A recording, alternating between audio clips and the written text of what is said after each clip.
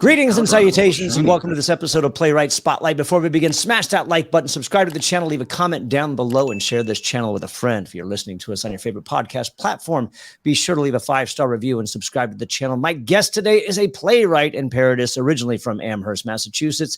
His parody plays Back to the 80s, a risky, goony, breakfasty tale of totally tubular time travel, Star Stars, the franchise Awaken, Marvelous Squad, a super-heroic tale with a vengeance, The Humor Games, and the Sally Cotter trilogy are all published by Play Scripts and have been staged by schools and theaters around the world. His online play, Greek Gods Under Quarantine, is published by Youth Plays, and he has also written material for Weekend Update on Saturday Night Live and several children's books about DC Comics superheroes. He holds a BA in drama from Bachelor College and an MFA in playwriting from Brandeis University. He has also taught writing at Quinnipiac University, Simmons College, CUNY, Occidental College, and Widener University. Ladies and gentlemen, please welcome Dean O'Carroll. Thanks for coming on the Playwright Spotlight. Hi, James. Very glad to be here. Thanks. Absolutely, this is very exciting. Yeah, Appreciate it. I've done a handful of podcasts, but they're all like more pop culture-y. So this is my first time doing guesting on a theater-specific podcast. Eventually playwriting, plays will be a part of pop culture eventually, one of these days. Yes, absolutely, of course. Did I say that right? Quinnipiac? I almost took it out of the bio just because I can't pronounce it. Or Quinnipiac. I think either one is acceptable. I'm sure the original Native American tribe had a specific way of pronouncing it, but that was a while ago. So, did you study playwriting at Vassar, or did you just kind of dabble in drama and then decided to go into playwriting? Yeah, I sort of steered into playwriting more than any other focus when I was at Vassar, because I throughout high school I did everything. I did a lot of acting, I did directing and writing, and then I certainly thought I would do everything. I would take the world by storm as a multi-hyphenate in college and beyond. And it didn't take too long in college to realize that there were plenty of other people there who were better writers, better actors or better directors than me, but not as many people were focusing on writing. So that sort of became my focus, and I sort of felt like, so here's my little sort of niche here in this fairly small college theater community, and remains my niche ever since. What was the difference between playwriting in a bachelor's program opposed to playwriting in an MFA? What did you learn? What more did you learn by going that route? Quite a bit. There was really only one playwriting class that I took in undergrad. And it was a playwriting and screenwriting class. So it was, me and a lot of film majors who were writing screenplays. I might have been the only person in that particular class who was writing stage plays rather than screenplays. And that class was oddly sort of lecture based. You would think like, it's a playwriting class. It'd be all like reading our scripts aloud. My professor, who I liked a lot, I think was a good professor, and I learned quite a bit from him. He would read aloud things that we brought in class himself, and would talk a lot and show clips and so on. So it was I now realize kind of an odd way to teach a writing class. I still think I learned a lot from it, but of course you learn from doing. And so most of what I really learned about writing plays was writing them and staging them with the student theater. And then for my big senior project, I proposed a full-length play that I'd come up with, and so I wrote that, and then I wrote that in the fall semester of my senior year, and the spring semester we had a stage reading of it, so that was about the extent of sort of how the academic side of playwriting came to me. Otherwise, as I said, it was through the student theater, it was through writing sketches for my a cappella group, and meanwhile I was doing summer stock, and I was writing adaptations of children's stories for their children's plays for the summer. Then when I went to grad school at Brandeis, that was an immersive program. That was an MFA program. It was all about playwriting. Though we did interact a lot with the acting students and the design students as well, including having one class where we would bring in whatever we've been writing, and one of the acting cohorts would be there sort of to be our performers, to do readings, which was very useful. The problem was that a few weeks into my first semester of this 2-year program, the head of the department came in and said, "Well, folks, we're canceling the playwriting program," oh, wow. which was disappointing. Yeah. No, they said, don't worry, you'll still get your degrees. We'll still see you through this 2 years. We just won't, be accepting any more playwrights after this. So, so we sort of, felt like I remember one time some other professors sort of passed by our classroom. They're talking, so I sort of looked in, and I whispered to my course, "Oh, look, an endangered species, the playwrights." And so that meant there wasn't a lot of focus on us. We only had one professor my entire time there, and he was a good professor, and I learned a lot from him. But I think it would have been good to have more varieties of other instructors for the writing classes. I took other classes that weren't strictly about writing. I had other professors from whom I learned a lot.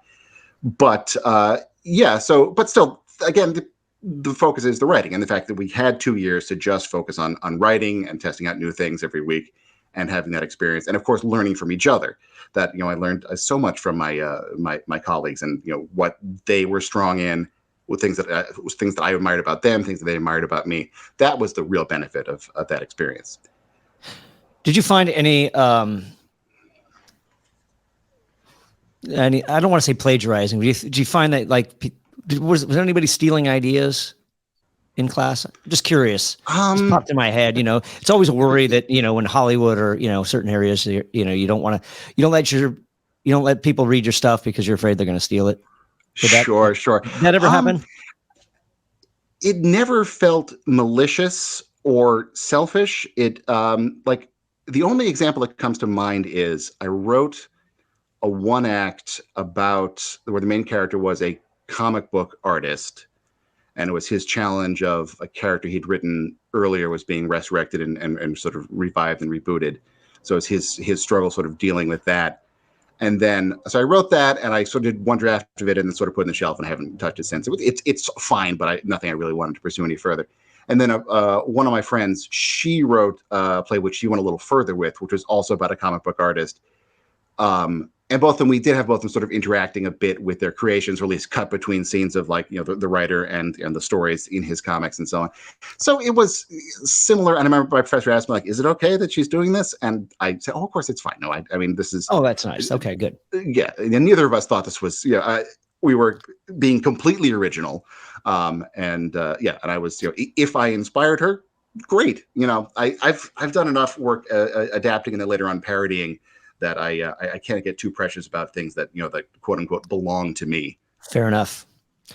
I want to go back to the lecture class that you said you were taking, or the lecture playwriting class. What does that look like, and what are you getting out of it? Is he teaching from a book, and we're just going to go through the chapters, kind of like, oh, I'm going to buy this playwriting book, and we're just going to discuss it? I'm kind of curious how a lecture-based playwriting class works. Good question, and it was quite a while ago. So I'm a little hazy on some of the details. This would have been the fall of 1996, I think, maybe even 95, and 96, yeah. And it was in a room I think it was like a screening room type room, as I recall. So we were up in seats and sort of an auditorium type thing, and there was a big screen up front, which he would use to show clips. And I think that once a week there was a movie screening of a movie that he thought would be relevant to our learning. We definitely did use some textbooks. I think we used old Laho's Egri, if I'm pronouncing his name correctly. And we had William Goldman's Adventures in the Screen Trade and Screenwriting 434. I forget the author of that one. And those two, the Egri and the screenwriting book, both took a fairly sort of almost mathematical approach to it. A lot of that your first act of your screenplay should be 17 pages long. That kind of thing, formula, which I find useful. Sure. Yeah, I find that useful to sort of learn formula, learn the rules, learn the way it's done before you ever think about breaking the rules. So I'm not someone who particularly chafes at that, but I certainly understand why some people would. And so there was early on there was that, and then once we started really producing material, he would give us a writing assignment once in a while, and then once we started working on like our big projects, there'd always be something that somebody brought in to read, and then discuss a bit after that. But it was always anonymous. That was an interesting choice he made, that it was never like, now we're going to read Dean's work here. What do you so folks, what do we think of what Dean brought in? It was kept anonymous, which was, I guess that maybe it might let people feel like more comfortable just, if they needed to say more negative things. But it was an odd approach, and not how I would do it, but Sure. it wasn't useless. Okay. What going to your MFA program? What was the biggest challenge you overcame in that class? And when you went in, and I don't know if maybe there were habits that First time I brought anything in, I brought in a play that. No, go ahead. Yeah, let's hear it. Yeah. Sure. Sorry. Yeah, I think we had a bit of a lag for a second there. No worries. The first time I brought something in was, yeah. Okay, we've got a bit of a hiccup here. Should we pause and see if we can fix this? It's is that getting choppy on my end for you? Well, it wasn't choppy, but clearly at some point I was, we were a few seconds sort of apart somehow. We were stepping on each other's lines there. Should we? Yeah, that's all right. We'll continue. So we can. Okay. Usually I don't edit, but if it comes down to it, we'll edit this little chunk out. It won't be an issue. So what I was saying, or are there challenges that you overcame in your MFA program that maybe prior to it, I don't know if you'd created bad habits, or like you just, there was a moment you were struggling to try and overcome, and then going into this MFA program, you did. I don't know if that's the story you were going to tell, or. Yeah. The first big thing that I brought in, it was a week or two into the first semester, and I brought in a play that I'd been working on before classes started, and it was I think I'd written all but the last scene of a 2-act comedy, and I was pretty pleased with it. It was the type of stuff that I sort of wanted to produce. It was a fairly light comedy, 4 characters, the type of thing that I could imagine being done by the type of theaters I was working at, like a summer stock theater. And we read it in class, and it just died. It just went over like a lead balloon for a few reasons. One of which was that it was just way too dialogue-y and talky. And I think that was partly because the year before I had been living a fairly sort of quiet, solitary life. Like I was working 1 day a week teaching. I had a housemate who I didn't see very often. I would visit my girlfriend, who is now my wife, on weekends. But in terms of writing, I was just kind of all there just by myself, very much up in my head.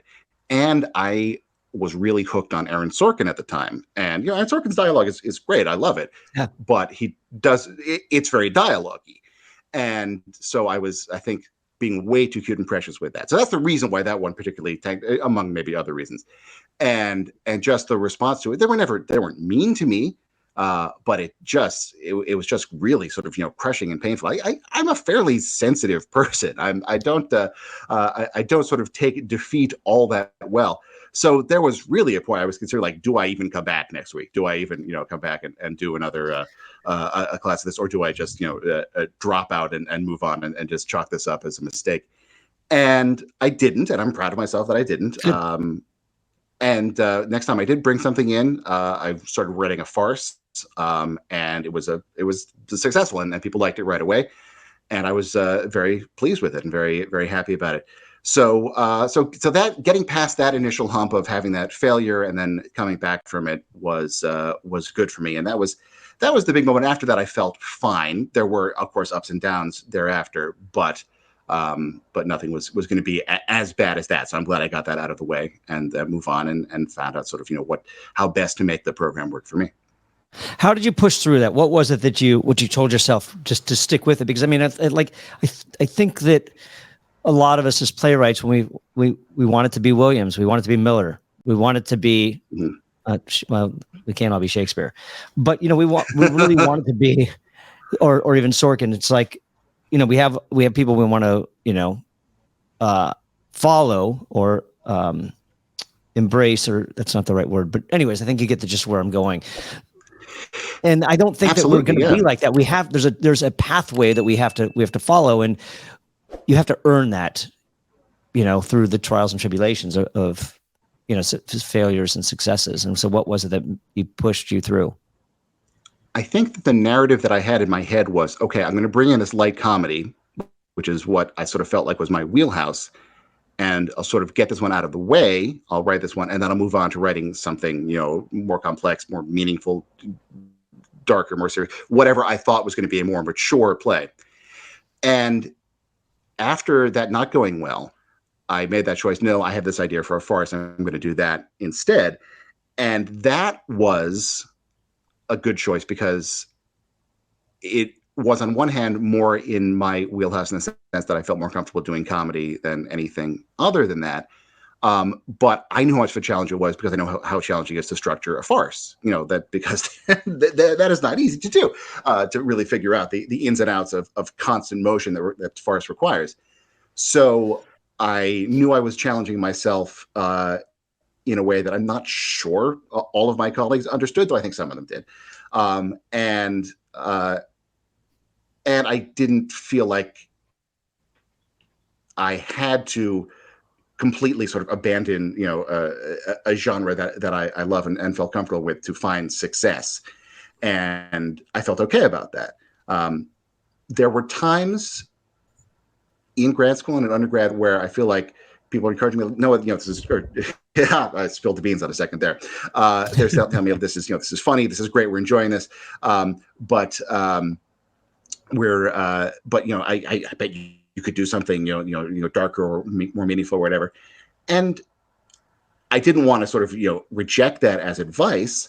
But I also realized, but I'm writing what I want to write, what I like to write, and that's okay. And that's definitely what I've been doing now. I really haven't written anything particularly quote unquote mature in a very long time. And I'm happy with that. I like what I'm producing. It's what I enjoy. It's what I have fun with. It's what people seem to enjoy from me. Will I ever want to, go darker, more serious, more dramatic? Maybe, I'm not yet 50. I have some time to find that side of myself if I choose to. You touched on something. You used a word there. So now I'm gonna go back to that. You said producing. Are you producing your own work? Is that the approach you're taking? You're writing and still producing, or no? Okay. No, I'd like to. A little bit during COVID, I did. Sure. I was being very productive during COVID, and of course, I, like everybody else, was scrambling to try to write online plays. So I did produce essentially a radio play that I wrote, and that was just I reached out to friends, and I reached out to my most famous friends, the handful of people that I know who do have sort of recognizable names and careers, and they were all generous enough to record a few lines of dialogue, and I spliced it all together to create this radio play. And so that was really the only time I've produced anything for myself recently. No, I'm very much a guy with his laptop, and I've not really worked hands-on in theater for a long time, which I really miss. I really would like to. But I just made certain choices after grad school that I was married, and I didn't really want to, spend so much time away from my wife, and then a few years later, my children.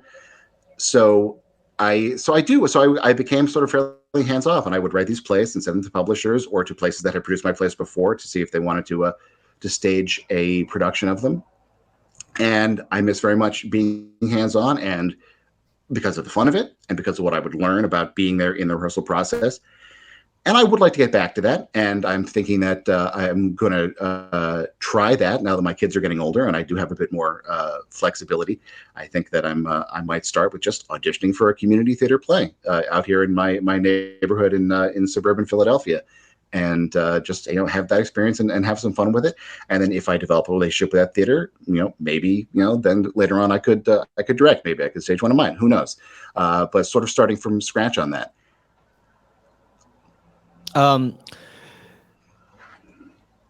Let's talk about farce. How do you approach writing a farce? What's the process of that like? I haven't tried it in a while. I wrote that one farce in grad school, and that was 20 years ago or more. And I haven't really tried since then. It's very sort of mathematical, and you really, it helps to get out, go back to those books that set up the rules and the structures and so on, and draw that chart of a 3-act structure on a piece of paper and start putting plot elements on it, because it's because it really is all about the build. And I used note cards and just and it would shuffle the elements I knew wanted to happen in the plot for the sake of the comedy, for the sake of the story, and just putting them in the right order and so on. And so that was a lot of it, just getting sort of organized in my head. And it's funny because I am not an organized person in my daily life. Just ask my wife. I am a decidedly untidy and scattered person, but I do like to have that sense in my writing of an orderliness to it. And this is getting a little bit sidetracked, but when I was talking about those note cards, tactility is kind of a lost benefit or a lost strategy in writing. It's all about our computers, and and some of us could even dictate rather than actually typing on the keys. But when I was working on something a few years ago, I knew that I wanted to chop up some long monologues into individual speeches, and I realized that the way that I was going to figure out how to do this was actually to print out the pages that were written and cut them up with scissors, and then and arrange them and tape them down to sort of see, oh yes, this is where this has to go and this has to go like this. And it was just exhilarating that I was actually tactilely arranging words and pages like this. And it was a rush in a weird kind of a way that you don't always get from writing. So yeah, so I've become a fan of paper and pencil. I start to like actual pencils again because of this. I don't write longhand. I still write on a computer, or sometimes I even do dictate. The thing I wrote most recently, I did a lot of sort of dictating bits sort of on the fly into my phone while I was watching my kids at Little League practice and things like that. But it's nice to be engaged, and it gets back to like that playwright was considered like a cartwright or a shipwright, somebody who made something out of material, that the play wasn't written, it was wrought. And it was nice to sort of have that sort of sense of hands-onedness to it. So touching on farce, now we'll go into parody, because now you're branching out and you're kind of going, as you said, borrowing other people's ideas. So how does that work? And because it's parody, I think maybe a lot of people don't know this. The parody has got a lot of protections behind it, because as long as it's a parody, you're not plagiarizing or stealing anybody's work. And I think a great example of that is probably Weird Al. Yeah, so it's probably the best parodist that most people would know. So how do you approach this? What idea do you have, and what's the next step in breaking it down and turning it into a parody? And what was the first one you wrote, and how was that approach? The first one that I wrote that sort of got me on this path was my first Harry Potter parody. Was called Sally Cotter and the Censored Stone, and the origin of that is thank you, is I had been working in children's theater for a long time, doing adaptations, I think I said, of like fairy tales and children's books and things, all things in the public domain. The Grimm brothers are not going to sue you for doing an adaptation of Sleeping Beauty. Sure. So, and I love that, and because I love fairy tales. I love the sort of the sort of primal nature of them, the sort of solidness of the narrative in there, and that was a lot of fun, and I really loved doing it. I think that you kind of can't do that as much anymore. I mean, clearly there's a million fairy tale adaptations out there on stage, but I feel like living in a post-Shrek America, people don't want the original stories. They want, riffs on them. They want parodies on them. They want sort of, kooky takes on them. And those can be very entertaining, and they can make for great theater.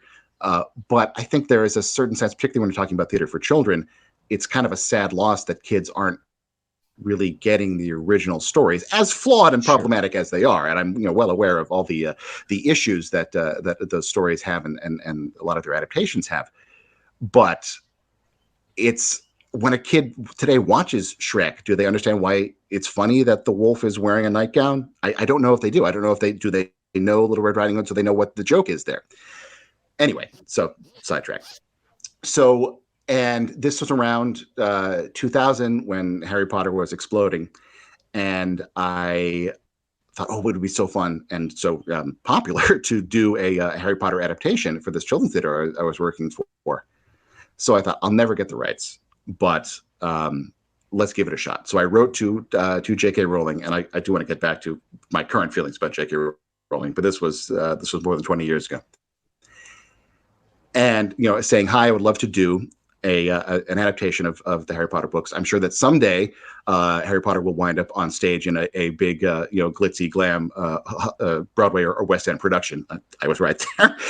And but wouldn't it be great if there was a small, sort of easy to stage production that schools could do? Because all these young people love these stories. They would love to play these characters. Amazingly, I did get an email back from her people, from her lawyers or her agents or whoever, saying, "Thank you for asking. These stage rights will not be available until X, Y, and Z." So I put that idea on the shelf. Then after the last book came out, I got this idea like, hey, I could do a parody of it. Mad Magazine has been doing this for years. Come up with parody names of the characters, and so I did that, and I wrote that first one, and that was. And I sat on that one for a little while. I didn't know quite what to do with it after I wrote it. And I submitted it to one publisher that I'd worked with, which passed on it. And then I thought, well, this other publisher that I've worked with.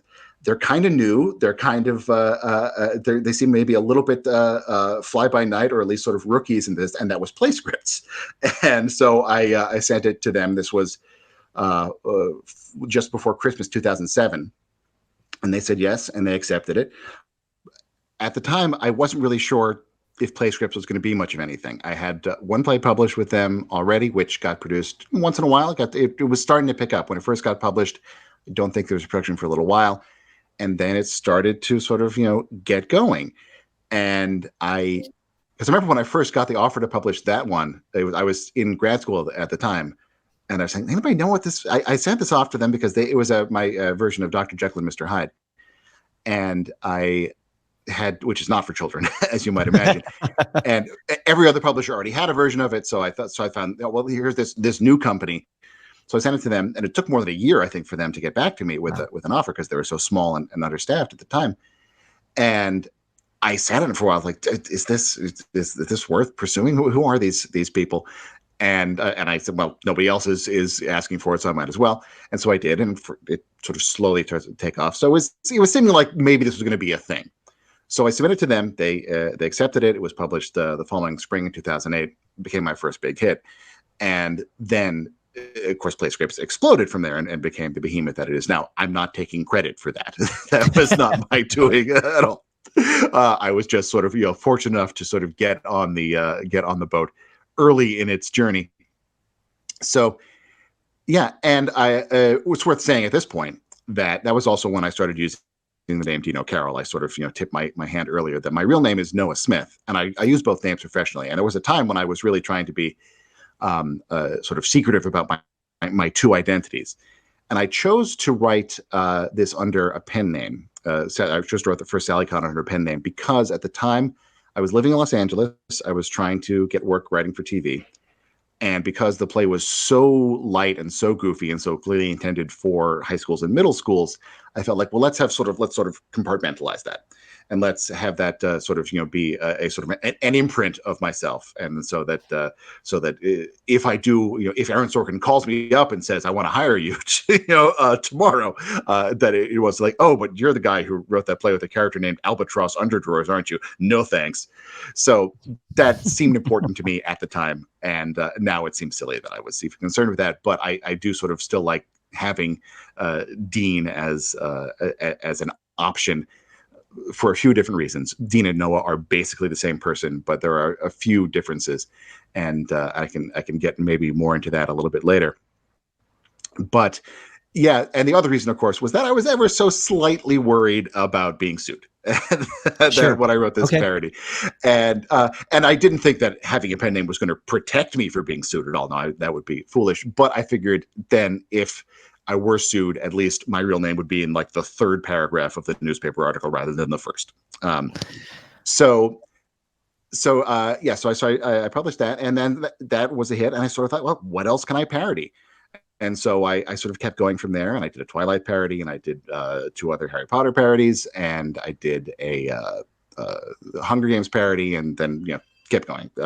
Star Wars, Marvel, Back to the Future, a bunch of stuff. So that sort of became my niche, and I really do like it, and I have a lot of fun with it. But you talked about what sort of the process of writing a parody and taking that approach. It's not totally different from writing a straightforward adaptation of something, because you're taking material from one medium and translating it to another, and you have to figure out what story beats you need to hit and how to convey it. I do like to have a point of view. Because I know when I was a kid, I loved playing, parody games. I loved Mad Magazine and so on. And I would try to write things that were parodies myself, or draw comic books or whatever. And I thought that a parody was just, copy everything exactly, but give me things funny names, basically. Right. And I came to realize, no, it's you're still creating a new work of art. You're still trying to create something that is its own thing. But if it's truly going to be a parody, it should, be on some level of commentary on the original material. You mentioned Weird Al. I love Weird Al very much too. Some of his songs do that. Some of his songs are sort of commentaries on the original. Some of them are just like, here's some new funny words for that, which is fine. That's great. Certainly for a 3-minute song. If it's going to be a play that you're going to be sitting in for 45 minutes to an hour and a half, then I think you probably do want to feel a little bit more like there's a reason why this is, reason why that what you're trying to do with it. So so most of my parodies do have some degree of commentary, satire on the original material. Yes, that's poking a little bit of fun at it. Maybe it's some bits, it's cliches, it's plot contrivances, it's flaws or whatever. I never want to be mean with it. I don't really want to. If it was some material that I really hated, I wouldn't write it. The closest I came to that was my Twilight parody, which wasn't really, I didn't hate Twilight. I just wasn't particularly interested in it. I just knew it was a popular thing that was out there. And I probably wouldn't do this now. I did not read the Twilight books or watch the movies. I read the Wikipedia entry for that play. It was only my second one I ever wrote. I was still a newbie at it. And well, I actually, there's a lot that I do like in that play. You can tell that it was much more me sort of just riffing on the vague concept of vampire romance rather than a really specific take on the text. Though I guess I knew enough about sort of the phenomenon to have some degree of a point I wanted to make about that.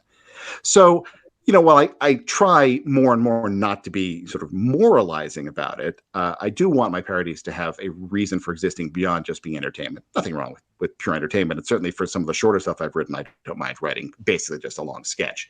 But if it's going to be a real play that, actors and directors are going to, take weeks to put on and audiences are going to commit their time to, I want it to have a little more meat in its bones than just gags and laughs. Do you find that you have more of a chance of success or popularity when you're writing parodies based on something that's popular, that's already kind of... Oh, absolutely, yeah. And that's, like I said, that was sort of the intention originally, was that, okay, kids love, when I say kids, I mean, like these right, middle school 100%. And high school age actors. They love these properties. They loved Harry Potter's in the late 2000s. They loved other things, the Marvel movies and so on now. And they probably grew up like playing these characters in their backyards, right? And now they could have a chance to, play them on stage almost, that there weren't, ways, there weren't like official ways they could do Harry Potter, they could do Star Wars on stage. But, here's, maybe it's the next best thing. And so that's a lot of the drive of it is, that I wanted to give kids, that opportunity to do that, young performers that opportunity. And yes, and of course it's popular. Of course, it helps that I have sort of a hook like that. I'm not myself a famous name, but all these things that I parody are famous. And so that's, I think that has helped me a lot, that I have give it some sort of level of name recognition. I think that the title matters a lot. Like my Twilight parody is called New Kids at Vampire High, so it's not clearly a Twilight parody from the title, though it is there. And I don't know if I named it, Y-Light or something. I don't know. Maybe that Right, would have been, sure. or maybe it would have been bigger. Who knows? Let's not second guess and what if.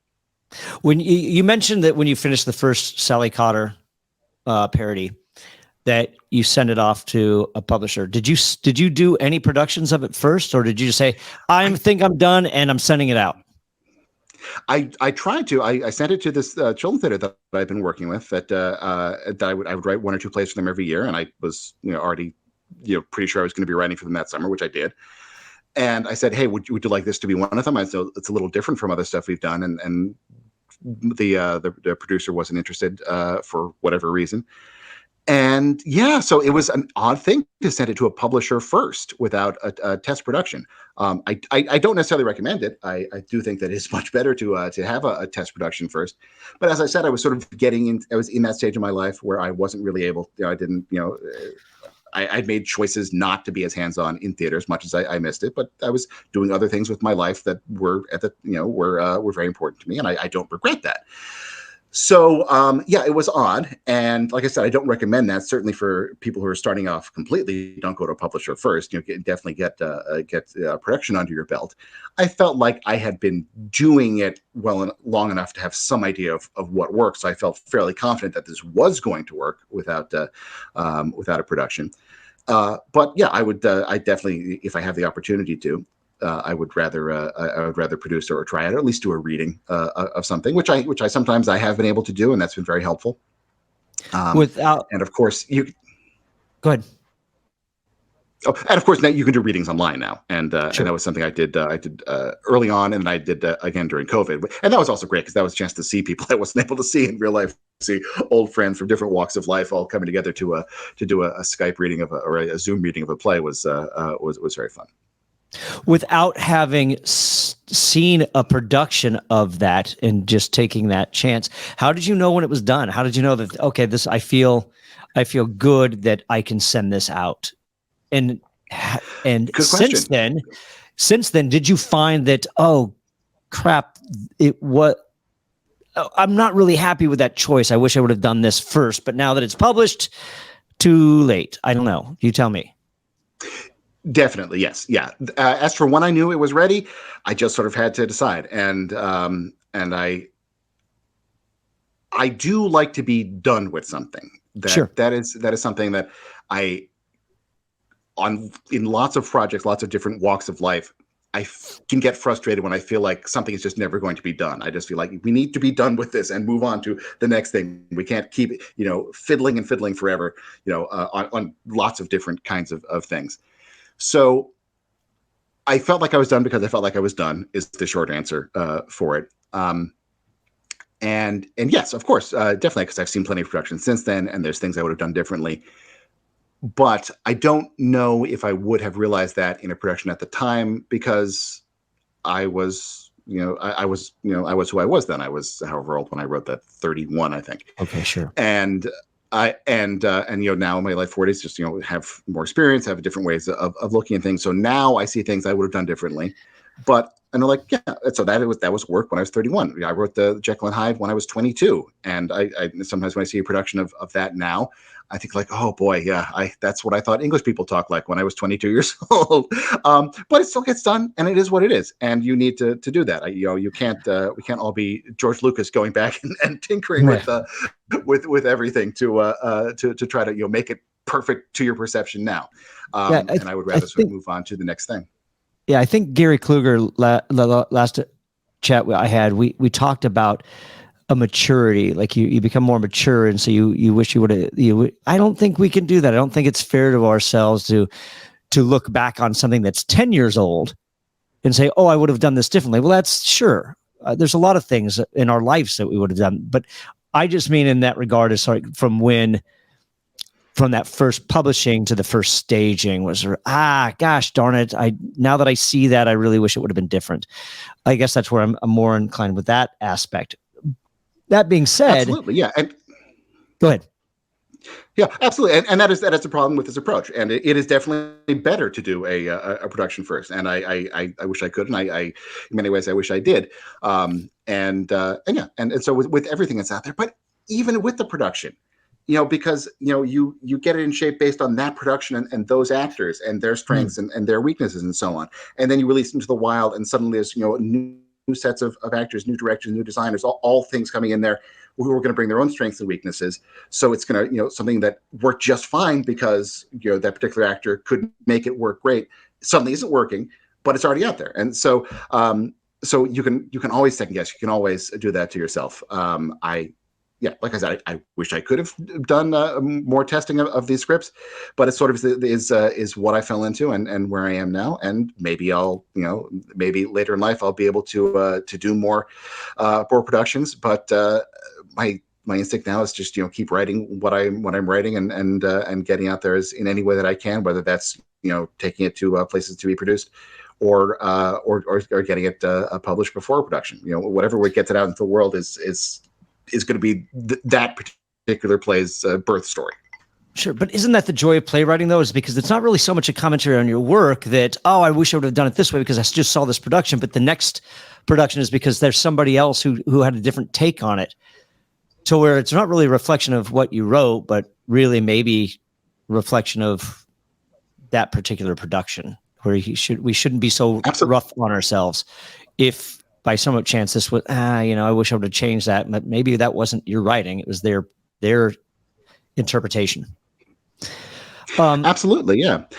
And you can't write a foolproof play. And there's definitely, sometimes I've seen a production and felt like, oh, maybe can I write the actor-proof play? Can I write a play that's always going to work for any actors at any level?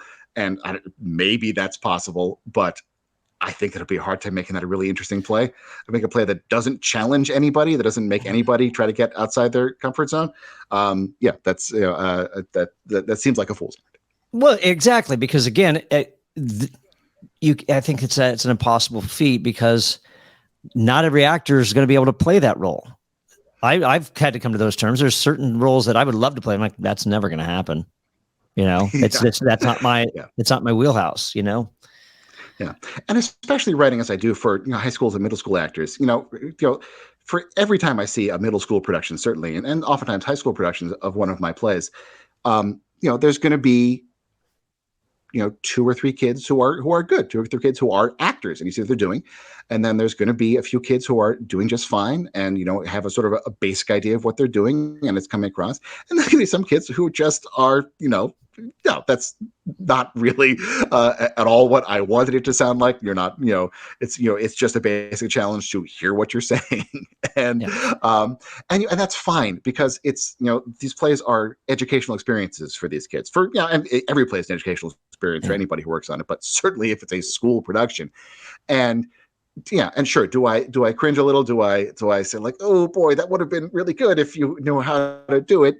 Sure, but I need to take a step back for myself and say it's not about me. I handed a blueprint to these folks to build a building for their own educational experience, and I can't be too precious about this. It's once the play is out there, it's no longer about me. It's about them. Yeah, and I want to get more into that, but I do want to touch on one other thing when it went from being written to just going ahead and having it. Did they come back? Did the publisher come back and say, hey, we like it, but can you tweak this or tweak that, or did they just take it as it was?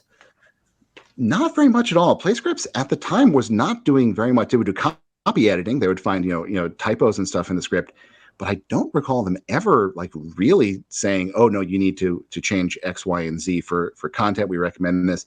And I've working with a lot of other different publishers, since 2020, I've sort of expanded my reach to and had very different experiences. Some saying like, could you rewrite the ending? Some doing a lot of rewriting themselves without necessarily running it by me. And that I didn't adore. We came to peace after that, and that's and I'm okay with it now. But it was it was quite different from what I've experienced before with editors. PlayScripts definitely was. I mean, they're so writer focused. Initially, they certainly were. That they really sort of said, we're going to trust writers. If we have decided to do this play, we're going to do the play the writer sent us, and not try to turn it into something else. I don't know if that's still what it's going to be like working with them. I haven't had a play published with them since 2020, and so we'll see. There were times when I would say like, hey, what do you think about this? I'm a little bit worried about this moment. And then the editors who I was working with there would offer an opinion and say like, oh yes, maybe you should do this instead. But I had to solicit it first. And that was the Playwrights way at the time. As I said, they've been going through a lot of changes lately, so they might have a different approach. If I do get to publish with them again, that I may have a very different experience. So, all right, now let's talk about that. I want to, because now I have another question, because how do you recommend playwrights who might come into that same predicament where they're being asked to make, when the changes are being made without your permission, especially going to the Playwrights Bill of Rights? It's one thing when a production's doing it and you can kind of hold your ground and say, no, stop, or we're not moving forward. Now we're dealing with a publisher doing it. Now, how did that go? It caught me by surprise because it was new and different to me, just to suddenly see the proofs and say, oh, you've made some changes here without running them by me first. And I was surprised, and I certainly would understand if a playwright in the situation was offended and wanted to tear up the contract and move on. I certainly would understand that. My feeling with that particular script was, I want to get this out in the world. I want to get this out into the hands. None of these changes feels egregious to me. I understand the motivation behind all of them. So I was willing to roll with it.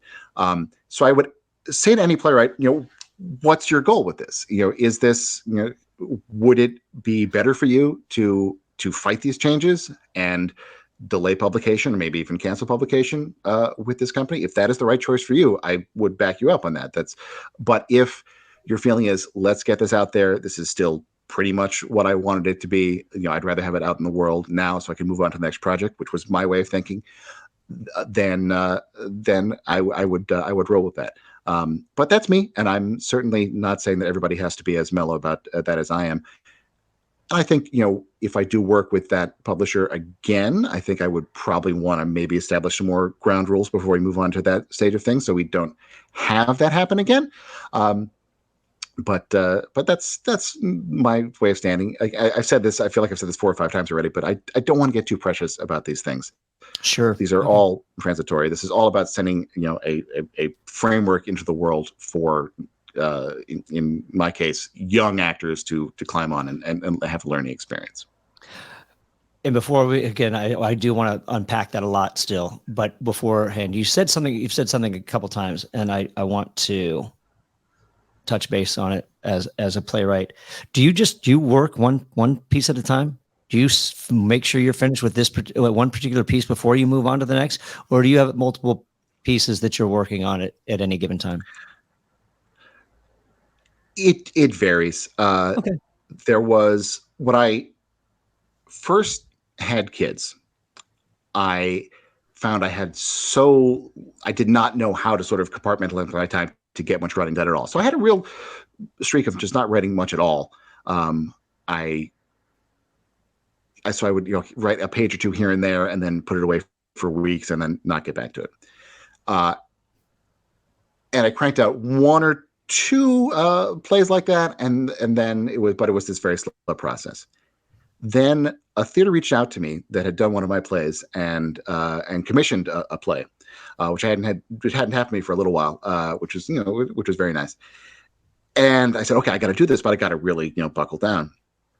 So I arranged with my parents 1 week during the summer, because I was a stay-at-home dad at this point, by the way. I should mention that I was anyway. I think, oh, you're a stay-at-home dad, so you had plenty of time to write. No, I was a stay-at-home dad, so I had plenty of time to take care of my children and then, catch my breath when I wasn't doing that.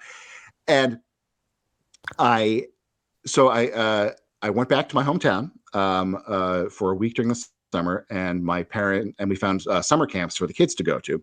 So in the morning, I was staying in my childhood home with my parents, and we would take the kids to camp in the mornings, and then I would go off to the library that I went to when I was growing up, and I would hunker down, and I would work on this play. And I had a week, so I had 5 days to do it, which for the fairly short. They're full-length plays, not they're 2 acts with an intermission, but they're on the short side because they are for these younger performers. I was able to get a solid draft done of like 75%. So I would write a pretty decent chunk of a script during those 5 days, just working 9 to 5 on nothing else. And that was great, and that was really nice to have that time and to have sort of like my own little sort of mini writer's retreat for that. And that was how I worked for, I think, 4 summers, and then 2020 comes around and COVID hits, and for 2 reasons, suddenly I become much more productive with lots of projects going on all at once. One is suddenly my kids, who now were all going to school at some level. My youngest was in preschool and my oldest were in, I think, 4th grade. And suddenly we were all back home together, and they were doing homeschooling.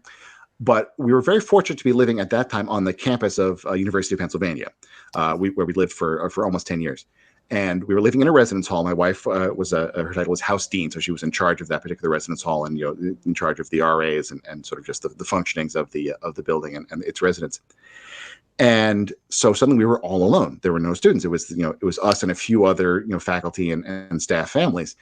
And so we were able to set up in a computer lab for the kids to do their online schooling. And so they were there and they were doing what they were doing, and I was able to write.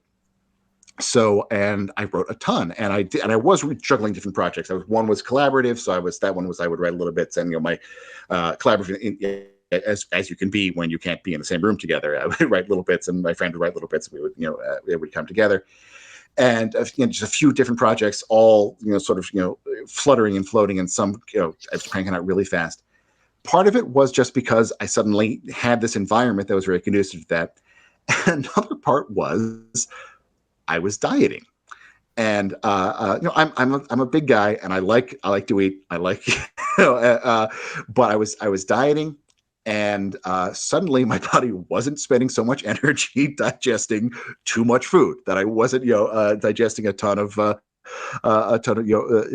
fats and sugars, and I had more energy and more focus, and I just recently started a diet again because I lost a lot of weight then. It all came back with a little bit more in the years since then, and I can already feel it that I'm getting more energy, I'm getting more drive, and so yeah, that's something I know I want to talk about. Eating well is actually good for writers. You don't never think of it, but it is. So sometimes it's just one project. Sometimes it's a few different things all at once.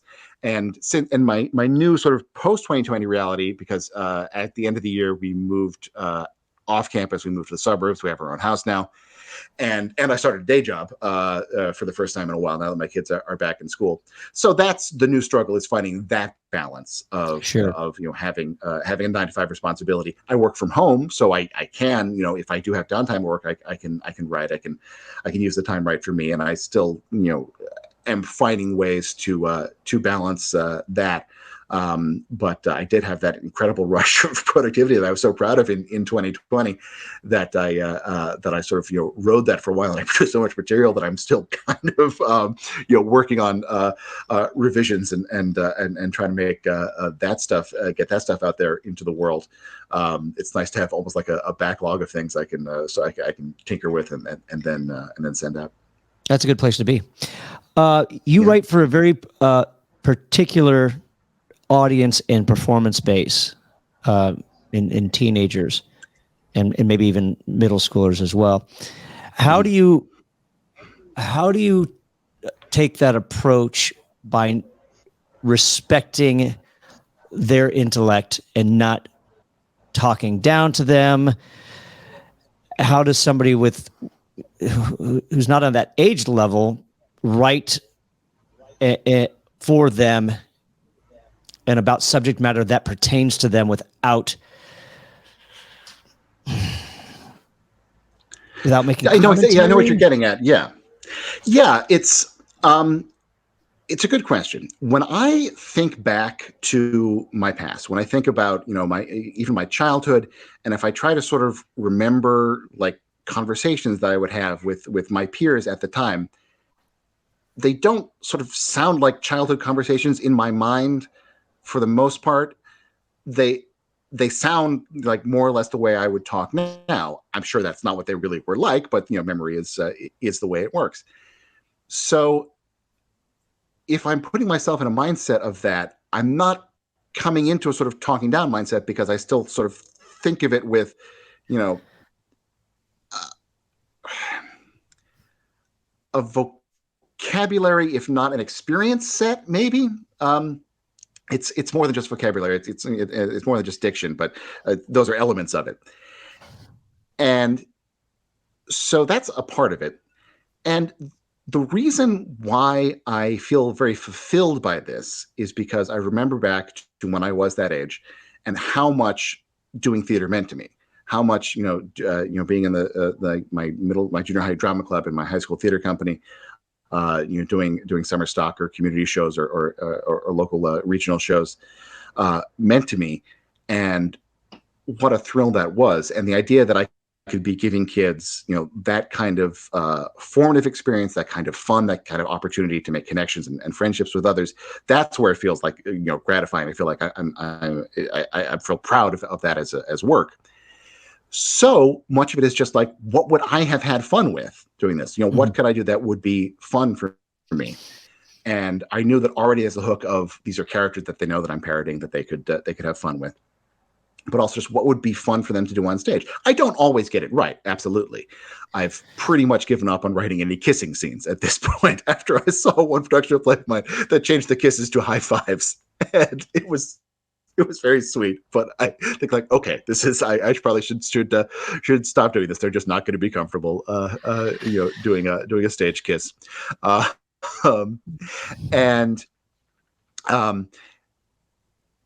Recently I was working on something, and there was one character who I wanted to sort of be sort of a youth. And so I, in an exaggerated sort of, broadly drawn kind of way. So I had the character talking in a lot of modern teen slang. And, because I'm 47 years old, I had to look it up. So what are the kids saying these days? And I'm reading articles in USA Today and stuff about, what teen slang means. So I used a lot of it. And I sent that one out to friends to read. Wasn't able to organize a reading of it. I did, just sort of said, would you like to take a look at this? And you may tell me what's worked and what's don't. And universally it came back from the young people who read it, we don't like the teen slang. Please cut all of it. So I was able to keep the attitude of youth without that. So and that's so transitory anyway. What's popular slang now is not going to be. And then the other way to do that is to go like the route in West Side Story, with you sort of make up your own teen slang and you have characters saying cracko jacko stuff, which I understand the intention, but I don't think it ultimately works very well. So some things like attitudes are eternal, in particular verbiage are Sure. not. Yeah. So two questions on that. Do you write adults for them, or do you write all the characters for their appropriate age, or are you writing adult characters that they'll be playing as well? Depends. I mean, definitely a mixture of both. Depends on what the source material is. I don't think I've ever turned adult characters into teens. Nothing comes to mind of it when I've done that. But since the media that I'm adapting often are young adult things like Harry Potter, like Hunger Games, and so on, they are playing characters their own age or maybe a few years older. But then there's it's like my Marvel parody. All those characters are adults, so they're all playing adults there. And since it's light and goofy, I think I don't worry too much about that. I think that Sure. can both be fun. Years ago I directed a high school musical, and I did Anything Goes. And the year before, Nice. they'd done Oliver, and they didn't particularly like Oliver for a variety of reasons, I think. But I think part of it was that it felt juvenile to them. I think partly because this was a small school that was. It was like 5 through 12 in one building, I think. So there were kids ages 10 through 18 acting in these shows.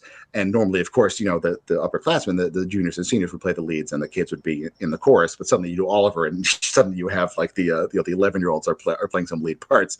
And I think that the older kids didn't like that, and part of it was like, so this seems like it's for kids.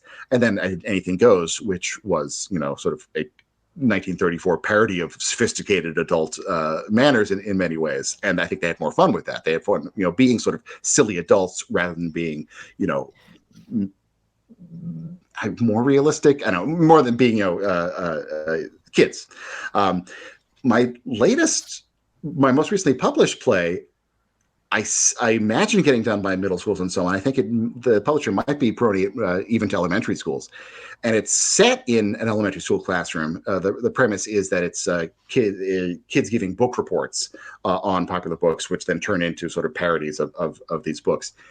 And so that's the first time I've written maybe ever kids playing children who are younger than them, and so we'll sort of see what life that takes on, and if that becomes popular, or if there's any kind of backlash. That's an overly dramatic word.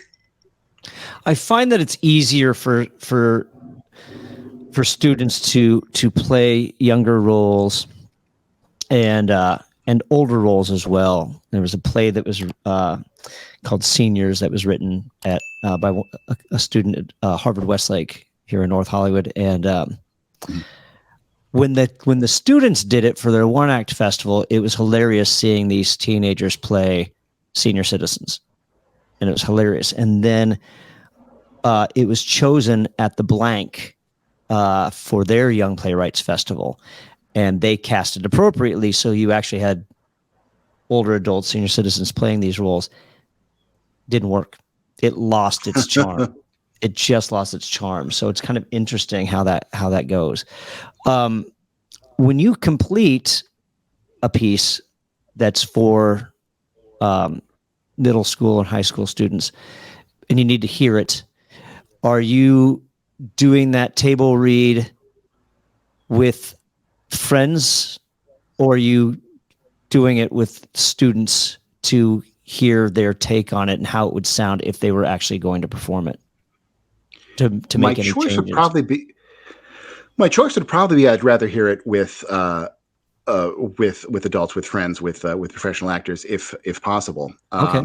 There's clearly a benefit to having it done with the actors do it, but in that kind of a reading setting with little to no preparation, the more polished experience the actors are, I think is going to be better for it, because it's just going to be sort of a stumble through.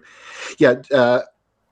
In 2020, when I was doing these online readings of a few, one was a bit mixed. One was I reached out to just like friends on Facebook, and also to schools that had done some of mine, and so I had a mixed bag. Some were people my age, some were friends of mine from college or from like the high school. Some were people I've worked with in professional and regional theater, and one of them was a Tony nominee who was a friend of mine, and but then there were a couple of like middle schoolers who read, and it was very interesting to have that mixed bag of talents.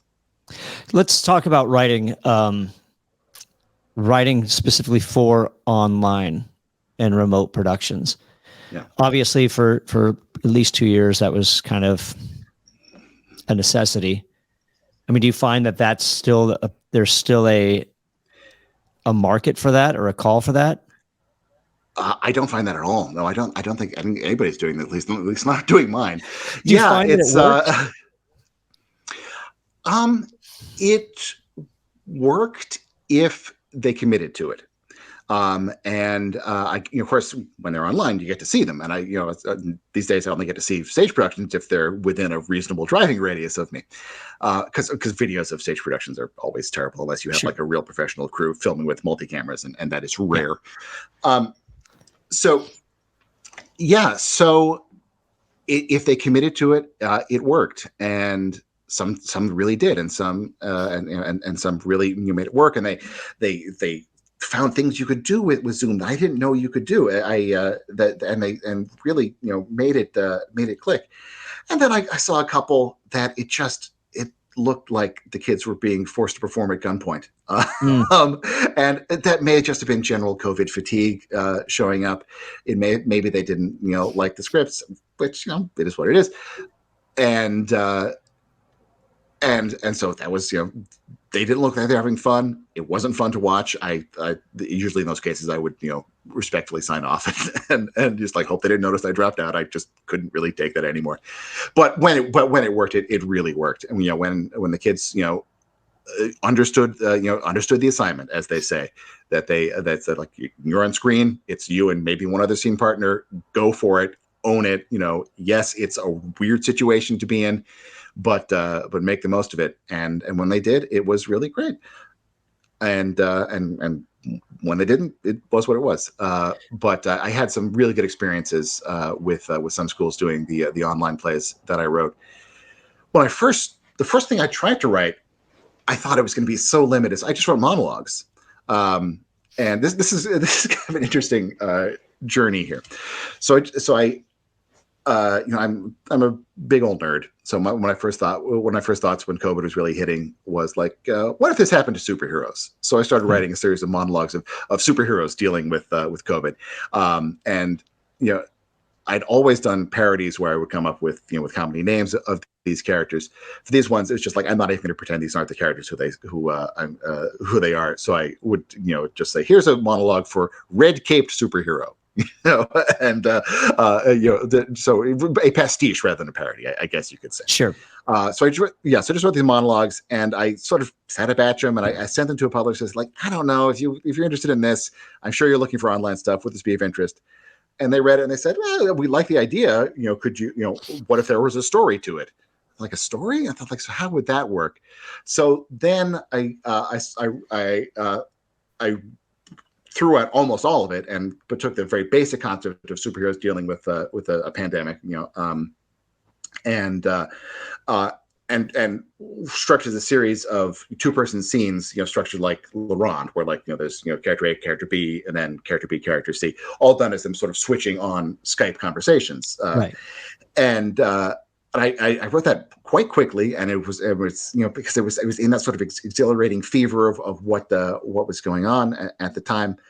And I wrote that, and I sent it to that publisher, who offered to publish it right away, and I signed a contract. And then the next day they said, actually, we're not going to publish this, because I think they were just suddenly worried about copyright, and I wasn't happy about this. And they said, there's some sort of Greek mythology stuff in there. What if you did this with Greek gods and goddesses instead? So I thought, oh, okay. So I used the same structure, different storyline, except that it was also Greek gods and goddesses, dealing with living under quarantine. And so I wrote that, and I sent it to that same publisher, and they said, no, thanks. So now I have these two plays of basically the same concept to do, which I did eventually find other publishers for, and I'm very happy with where they went. But the process that was sort of learning what was possible with these online plays, and then the only other one that I wrote, I went really much further with it. I had a sort of a choose your own adventure structure to it, where you could use the poll feature on Zoom, so the audience would vote on where the storyline would go next, and that was fun. That was definitely a cutting and pasting, it gets very, very wacky. So I'm really proud of my those three plays that are online. Two are COVID specific, and the other one is can also be done live, and has past few productions have been done. Okay. But they're not getting done all that much. Maybe just because they're not featured in the catalog anymore. They're just part of the catalog, rather than being here's a new one. And a lot of it's just that people don't really want to revisit anything COVID based, even the one that's not specifically COVID based. Sure. You can tell that it was written during that. Right. And I do wonder if we're going to ever hit a wave of 2020 nostalgia. I could see it happening. Sure. Okay. Yeah. And I do wonder if that could ever happen, and those might get a little spike to them. So I'm proud of those works, and I like what they were, and I'm glad that they got out there. I'm glad they got done a few times. I would love it if they were, still sort of in the rotation, but if they're not, move on and do the next thing. Let's talk a little bit about publishing, and just, I know you've built relationships over the years, but prior to that, were you just kind of, for lack of a better phrase, cold calling, just not I blind was submitting, but just like sending it out. Here you go. Here's my cover letter. I don't know what you're looking, or you like, did you do your homework and like looking to see if people were looking for particular things? Yes, I've got something that falls into this category, so maybe that'll be interested. I did that a bit when I was first, like right out of college. I thought that's what you do. You got a copy of the dramatist source book. You find out who's looking for things. If there's accepting scripts, you send it to them. If they want, letters of, if they want postcards, then send that. So I did a ton, and I would occasionally get a nibble that wouldn't really turn into much of anything. But I still luckily had this relationship with the summer stock theater that would have me write 1 or 2 children's plays every year, and on one occasion an adult play for their main stage. And so I kept sort of building up my stack and my catalog, and then and so I started to look into publishing those ones. And those ones that I did have, I was there for the first production. I directed at least some of them myself. Otherwise, I was there watching them come together. So I was completely hands-on. I did have that experience, which is, as I said, the best way to do this. And as I sent them out, and these, as I said, were all adaptations of fairy tales and so on. And so many children's theater publishers already have their version of Jack and the Beanstalk, their version of Princess and the Pea, whatever it's going to be. So, and they're not going to throw theirs overboard for yours. They don't want to be competing in their one catalog. At least they didn't at the time. I think that might not be the case so much now. So I had to find publishers that didn't have a version yet of the ones that I had done, and I did. And some of them got published, and some of them didn't. And I had thought that these would be staged by children's theaters, because that's what I was coming from, regional children's theaters. And they did a little bit, but then I saw they're getting done much more by high schools and middle schools. I'm like, I didn't know high schools and middle schools did children's theater. Because we would do my high school director was an interesting guy, and he was definitely he did fairly challenging high school plays. Technically, my high school was the first theater in America to stage Carol Churchill's play Mad Forest. He'd seen it in London and managed and then wrote to get permission to stage it. And they said, "Okay, sure, don't promote it as an American premiere, because we're going to be doing it off Broadway like a month after you do it." But technically, we got there first. And so, yes, at Amherst Regional High School, it was the first play to stage that Carol Churchill joint stock play about the Romanian Revolution. Wow. And yeah, there we were, 15, 16 years old, talking about overthrowing Nicolae Ceausescu. And so that was my high school experience. And we would also do like a big musical every year. We would do Guys and Dolls, and we did like Arsenic Outlays at one point. So we did some of the sort of the standbys too, but we didn't do children's theater. So I was surprised to see that some of these, like, oftentimes very small schools would do these. So suddenly this was a market that I hadn't really thought about, plays that are specifically for high schools and middle schools, rather than, because in my experience, it was always, do the same plays that grownups do, but just do them on our high school stage. So I sort of forgot the question that initiated this. Was I doing sort of the cold calling out there? Yeah, so I did some of it and wasn't getting too much out of it. And then publication was getting me production. So that's probably a reason why that became more my go-to, rather than really knocking on doors of theaters. Right, but but as far as the publishing aspect goes, were you just were you just like emailing your plays just without a relationship to these publishers, or were you like, how did you build those relationships prior? Yeah. In general, companies that publish plays are way more open to submissions from just anybody off the street than like publishing companies that are doing novels or any other form of writing. Everybody else is like, oh no, you're going to need an agent, you're going to need query letters, all of that sort of thing. And there's much more open, particularly the small ones. I wasn't trying Sam French, I wasn't trying dramatists at the time. I was trying a new upstart company like PlayScripts, So yeah, they were just very open to it. Sometimes it would take a long time. Sometimes it would be a year before they get back to you, but sometimes it'd be pretty quick. And that was, this was early 2000s when I was doing this. So it was still paper submissions. It was still emailing or not emailing, it was doing postal mailing a manuscript. How did playwriting, help you when it came to writing material for like Weekend Update or for the books? It's more the other way around that Okay. that helped me better as a playwright. I'm not saying that it didn't, because, working in theater, it would give me probably a better sense of how jokes would come, it would sound being told out loud. But yeah, running for Update, which I did on a freelance basis. I was not in the studio. I would, Sure. I would email in, 10 jokes a week. It was very hands off. I did eventually meet Seth Meyers and Amy Poehler in other situations, and had nice interaction with them. But I was never, I wasn't like in the writer's room. So yeah, so I just the sort of the structure and brevity of a joke, and using an economy of words to get to your punchline was very crucial to me, and that helped me as a playwright also. And when I wrote the joke book for kids, the superhero joke book, I co-wrote that. That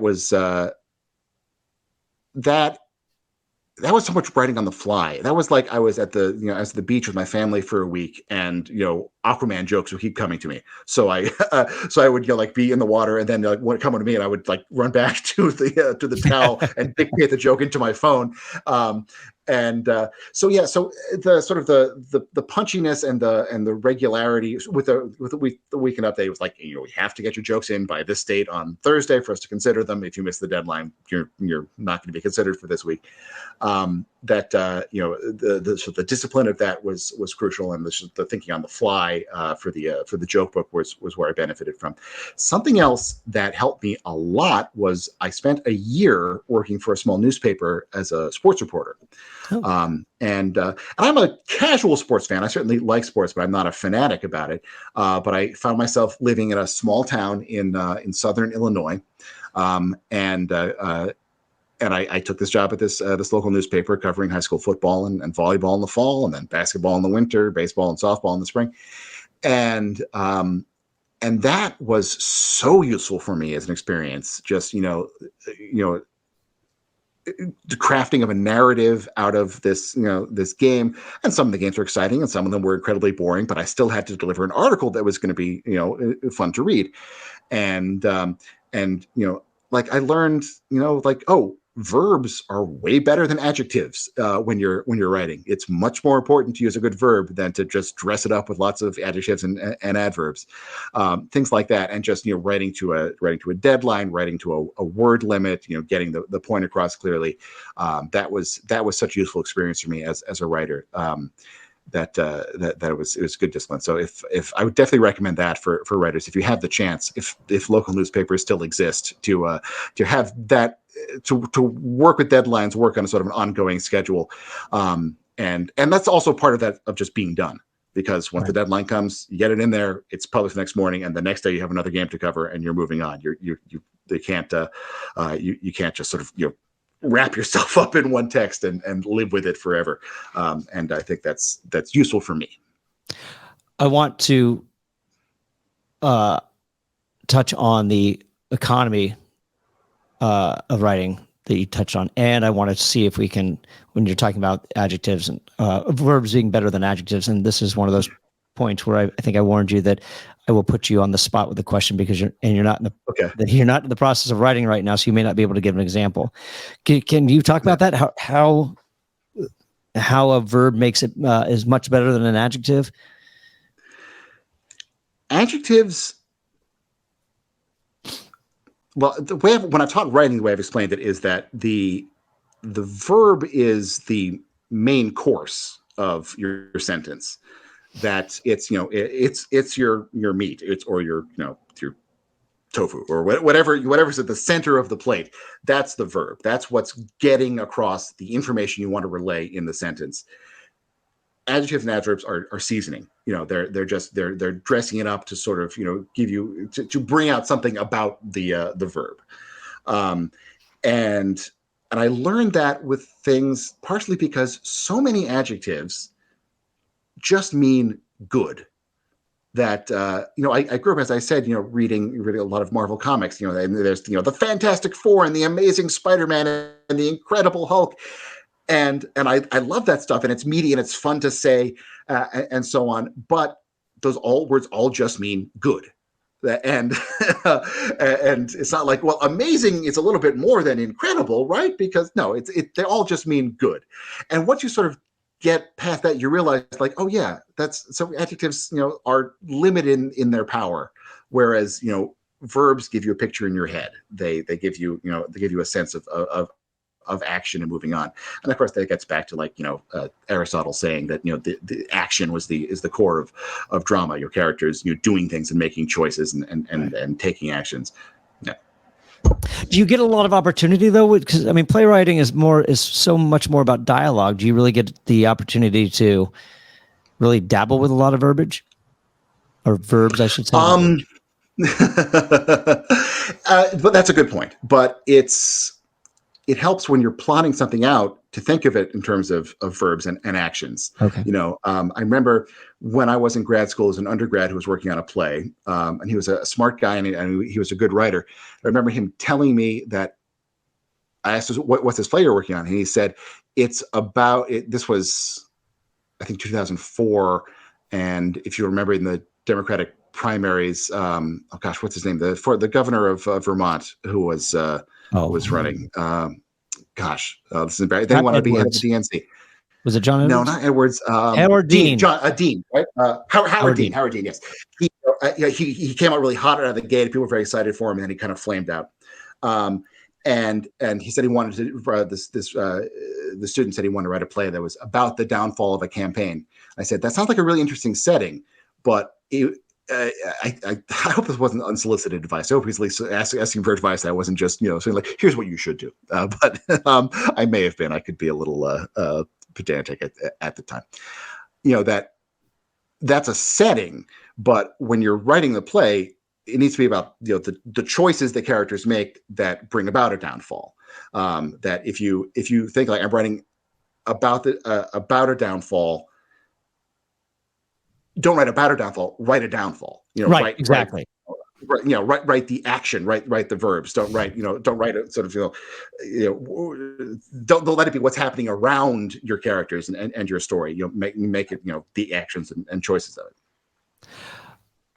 it. I don't know if it was a downfall because I never got to read it. And I want to say it was Sorkin. Didn't he write something called November? There's a playwright who wrote a play called November that had to do with an election.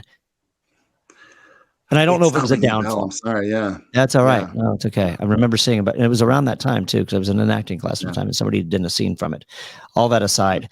All right. The most important, well, it's not the most important question, but a very important question. What are you working on now? I've got a few ideas of what's going to come next. So for a long time, I was comforting myself saying like, here's what I contribute to the world. I write plays for young people to put on, to have fun, to learn more about themselves, to have that kind of experience. And I feel like that's how I'm, contributing to the world. And for a long time, that felt like enough. And then 2016 happens, 2020 happens.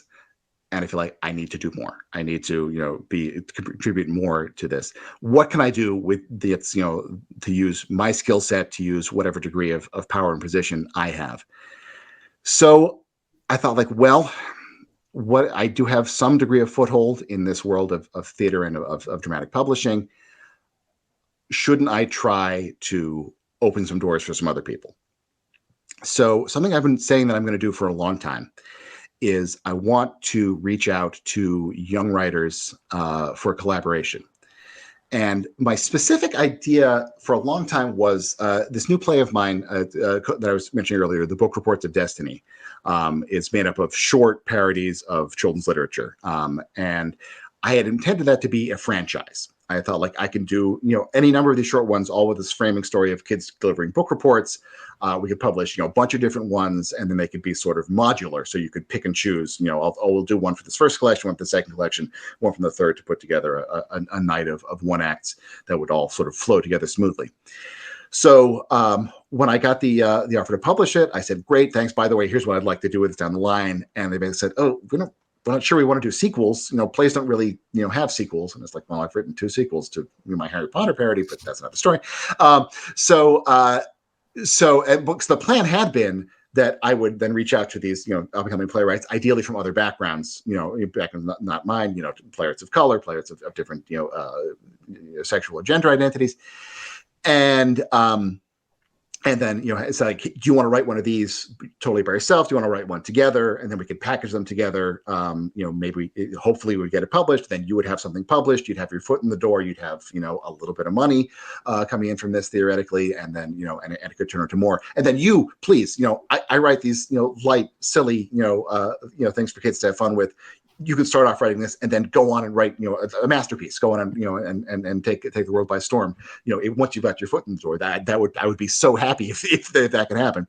So I was saying this for a long time, thinking that, these book report plays would be the hook for that. And then now that's probably not going to be, maybe I'll try to write more. Who knows? I certainly might. But I think but it doesn't have to be that. I don't need to have a franchise to be able to invite others for this, for collaboration and so on. So after talking about how I'm going to do this for a very long time, I'm finally doing it. Not coincidentally, with the beginning of the diet. I'm kidding. I'm having the energy to reach out and do this. So I've done a bit of reaching out, and I need to do more. I've because so far it hasn't yet yielded somebody, but they're out there. I just need to, find the right people to ask how to find them, find the right ways to reach out, to find people who might want to do this. And, I don't want to, sell a bill of goods. I don't want to make any promises that I can't keep, that, that I can guarantee you that will get published and get done. But, if I can try, I should try. So a few different thoughts about which ideas that I have in my head are going to be the way to proceed with that, or maybe they'll have a great idea and we'll run with that. But other things like my play Back to the 80s has been my biggest hit of recent years. That's one that I wrote. The same theater company in Nevada that had been commissioning me to write a play every year for a few years there. I did my Star Wars parody for them. And they said, hey, would you ever want to do a parody of Goonies? I thought, Goonies?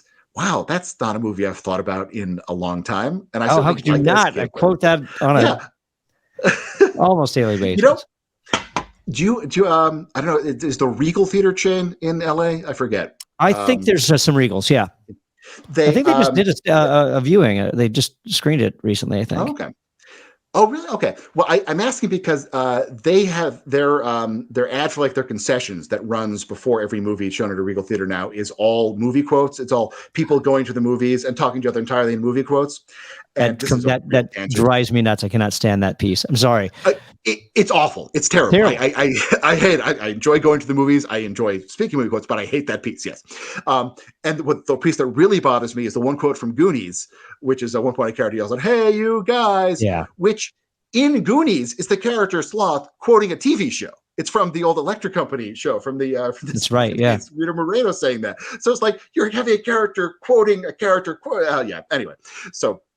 That aside, so Goonies, I felt like I liked Goonies as a kid. I couldn't write a whole play based on it, but then I thought, what if I did Back to the Future, which is my favorite movie of the 80s, and we used that as a basic frame device to cram in as many 80s references as possible, including Goonies. So I wrote my play Back to the 80s, which is a Back to the Future parody, but with cameos from every sitcom from the 80s, every movie character, the parade of 80s aliens, parade of 80s robots, and so on. So I wrote this and I thought this was just for me. This was just a something that I to sort of exercise and celebrate my childhood. And I sent it to PlayScripts, not right away. It was produced at one time, and they did it. And it was in Reno, Nevada, not near me at all, so I couldn't go see it. But at least I knew it got done, and wasn't a disaster. Biggest little town in the world. Yes, exactly. Yeah, and then PlayScripts published it, and then suddenly out of the gate, it's a big hit. And I thought this one was just going to be too obscure, full of weird references and so on. And I realized there are a lot of drama teachers who are my age. There are a lot of drama teachers in high school, middle schools who are in their 40s. This was their childhood, and they see this and say, "Oh, this is so fun!" And they have a great time explaining to their students what all these weird references are. So I figure I got to do back to the 90s, which I think won't be a sequel. It'll just be sort of the same premise, but they go to the 90s and have 90s cameos and 90s references. Sure. So I want to do that, and that was something else I think I might want a collaborator for, because I was a kid in the 80s. As a kid, you just absorb everything. Certainly, not as much now for a variety of reasons, but when you were a kid in the 80s, we were all watching the same things and watching so much stuff, and so much was being bombarded at us. We just took it all in. By the 90s, I was a teenager and in my early 20s, so I knew much more about what was my stuff. So I took in things that really appealed to me, and I didn't pay any attention to particularly things aimed at younger people. So I don't know anything about Power Rangers or like the Mickey Mouse Club or all these things, which I realize now are so vital and precious to millennials.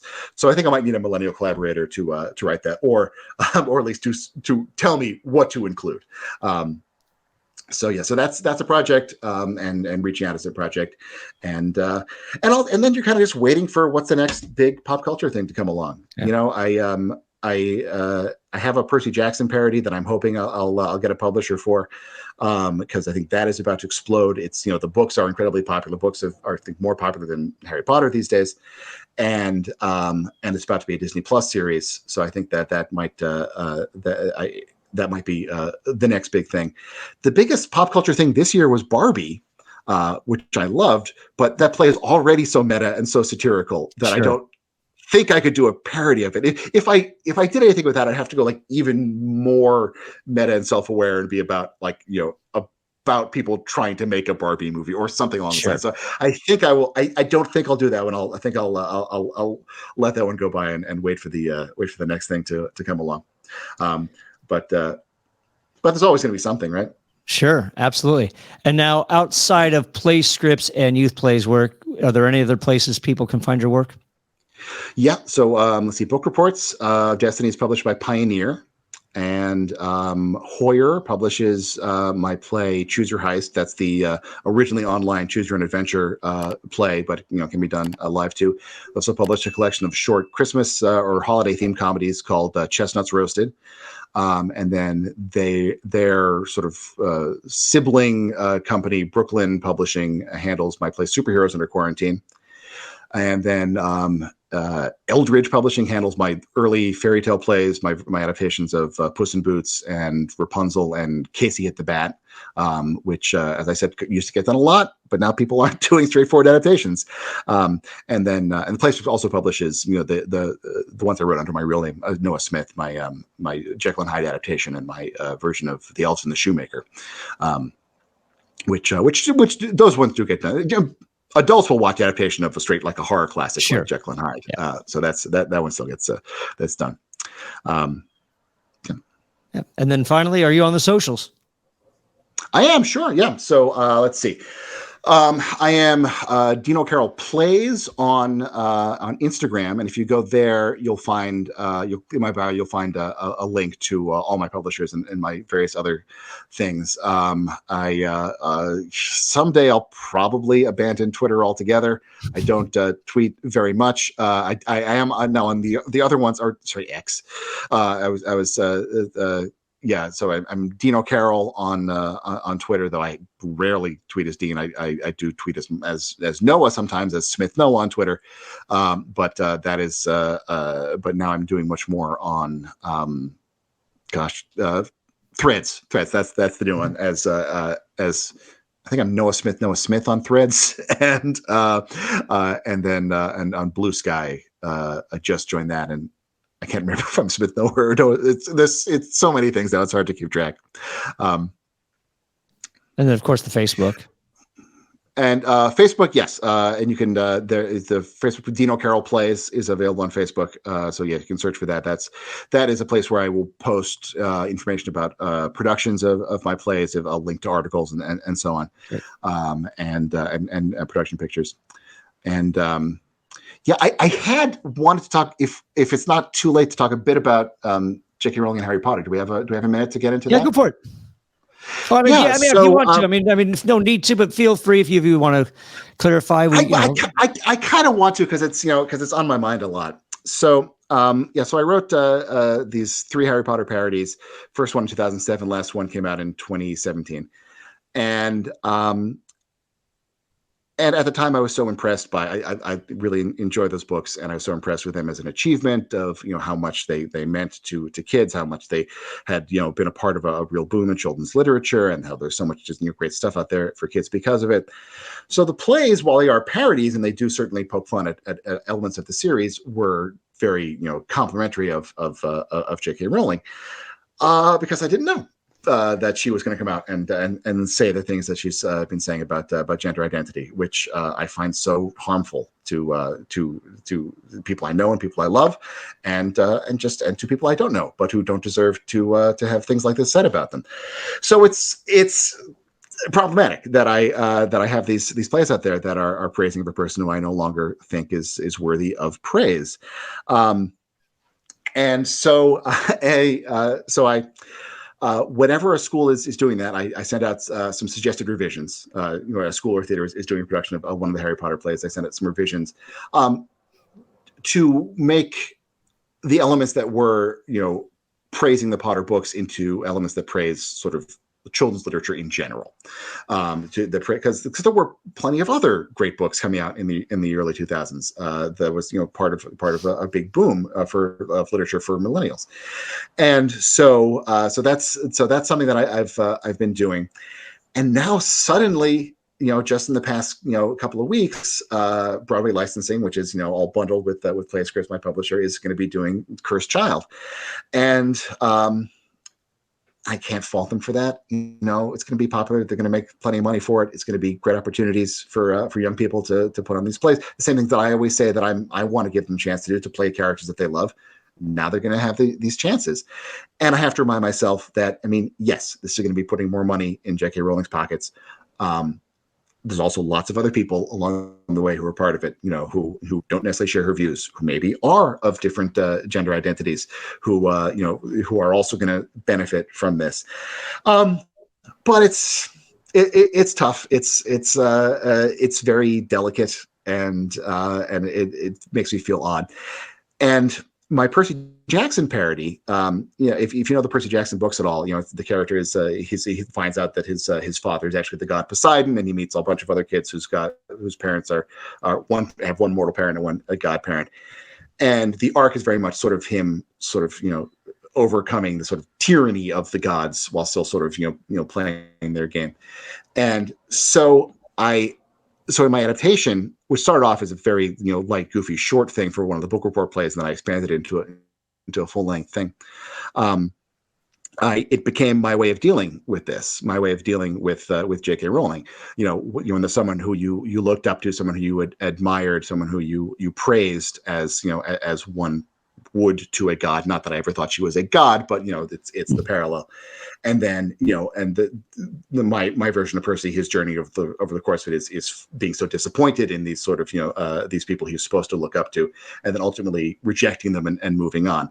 So that's so that's that was my way of dealing with my own feelings about this. And I spell it out pretty clearly at the end. I don't mention her by name, but I do mention Sure. ways you have to move on from things that were part of your youth, including when one of your favorite authors turns out to be transphobic. So so I'm waiting to hear if Playscripts wants to publish that one, and I do wonder now if they're going to be hesitant to publish a play that is. So we'll see what we shall see about that. Well, fingers crossed. Hopefully it comes to fruition. Now I have yes, and if not. Now I have a relationship with other publishers, and so maybe one of them is going to want it. So we'll see. We shall see with that. There you go. Awesome. Dean O'Carroll, Noah Smith, thanks for coming on to this episode of Playwright Spotlight. Both of us say thank you very much for having us. Thanks for tuning into this episode of Playwright Spotlight. Again, smash that like button, subscribe to the channel, leave a comment down below, and share this channel with a friend. If you're listening to us on your favorite podcast platform, be sure to leave a 5-star review and subscribe to the channel. And in the meantime, and until we see each other again, keep writing.